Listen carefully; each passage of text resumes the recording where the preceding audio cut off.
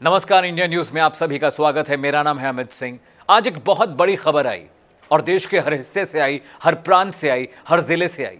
ये खबर थी मोदी सरकार के नए कृषि बिल का विरोध। आखिर नए कृषि विधेयक में ऐसा क्या है कि विपक्ष भी हमलावर है, किसान भी परेशान हैं और कई किसान संगठन मसलन 250 से ज्यादा किसान संगठनों ने आज देशव्यापी बंद का आह्वान किया था। वो विरोध कर रहे हैं मोदी सरकार के नए कृषि बिल का।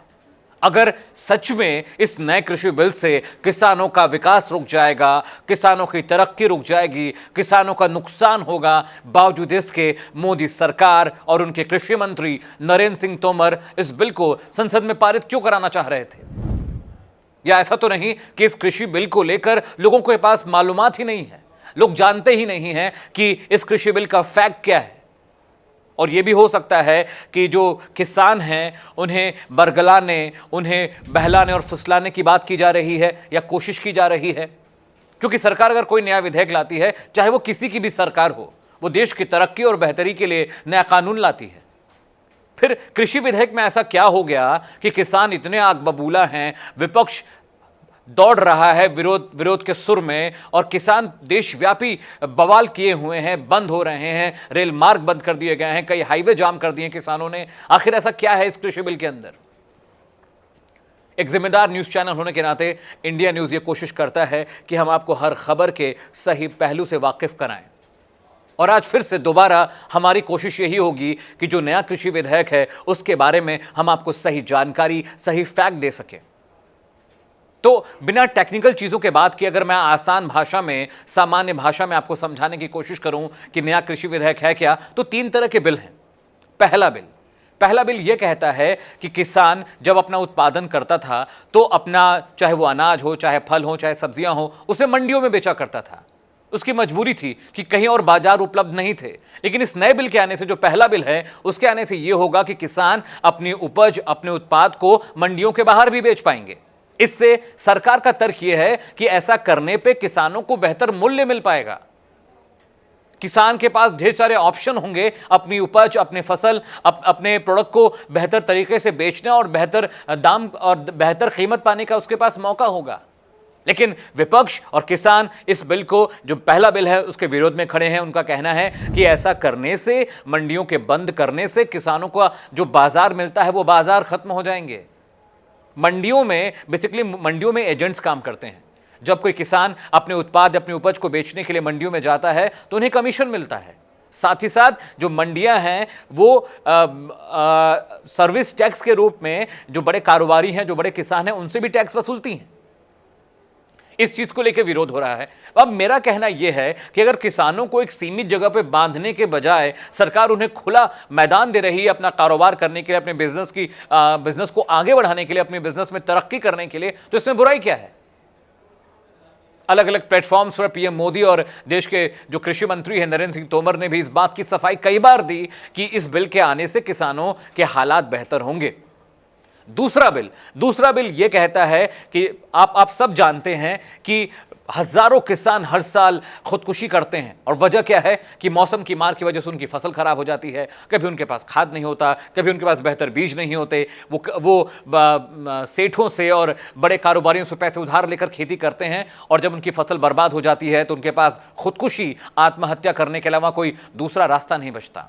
सरकार ने किसानों को इस आपदा, इस विपत्ति, इस संकट से निकालने के लिए जो दूसरा बिल इंट्रोड्यूस किया है, वो बिल ये कहता है कि जो किसान हैं खेती से पहले ही अपनी फसल को बेच सकते हैं और वो उस फसल को बेचने के बाद जो भी शख्स, जो भी कारोबारी, जो भी बड़ा आदमी, जो भी सेठ उस फसल को खरीदता है, अगर मौसम की मार की वजह से या किसी भी नेचुरल कैलामिटीज की वजह से या किसी भी कंडीशन की वजह से अगर किसान की फसल बर्बाद होती है तो उसका जिम्मेदार किसान नहीं होगा, वो शख्स होगा जिसने किसानों से बुआई से पहले फसल खरीद ली है।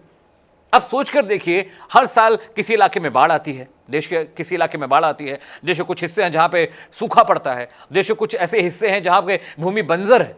तो ऐसे इलाकों में किसान जब खेती करता है तो लगभग ज्यादातर मौकों पे ये कंडीशंस बनती हैं, ये हालत होती है कि उसकी जो फसल है वो खराब हो जाए और उसका हर्जाना किसान को भुगतना पड़ता है। इस मुसीबत से निकालने के लिए मोदी सरकार ने जो दूसरा बिल इंट्रोड्यूस किया, वो बिल ये कहता है कि किसान बहुत आसानी से, बहुत आराम से अपने खेत में कोई पर्टिकुलर फसल के लिए किसी कारोबारी से, किसी एग्री बिजनेस करने वाले से, या किसी खुदरा व्यापारी से, किसी होलसेल व्यापारी से वो इस तरह का एक कॉन्ट्रैक्ट कर सकता है कि भाई ऐसा है कि मैं अमुक फसल अपने खेत में इस साल लगाने जा रहा हूं, तो अगर आप ये फसल पहले से खरीदना चाहते हो तो खरीद लीजिए। इससे दो चीजें हैं। इससे पहला फायदा इससे यह होगा कि किसान को का जोखिम खत्म हो जाएगा कि अगर फसल बर्बाद होती है तो उसको अच्छी कीमत मिलने का जोखिम खत्म हो जाएगा। दूसरी अच्छी चीज यह होगी कि जो कारोबारी हैं, जो एग्री बिजनेस में इन्वेस्ट करते हैं, उनको भी कम कीमत पर चीजें मुहैया हो जाती हैं। तो ये इस बिल से दोनों ओर फायदा होगा। किसानों का जोखिम घट जाएगा और जो कारोबारी हैं, जो एग्री बिजनेस में लोग हैं, उनको कम कीमत पे जो खाद्य उत्पाद हैं वो मुहैया हो जाएंगे। अब मुझे यह समझ में नहीं आता कि इस दूसरे बिल में भी सरकार को किस तरह की दिक्कत पेश आ रही है। इसमें किसान का फायदा है, इसमें कारोबारी का फायदा है।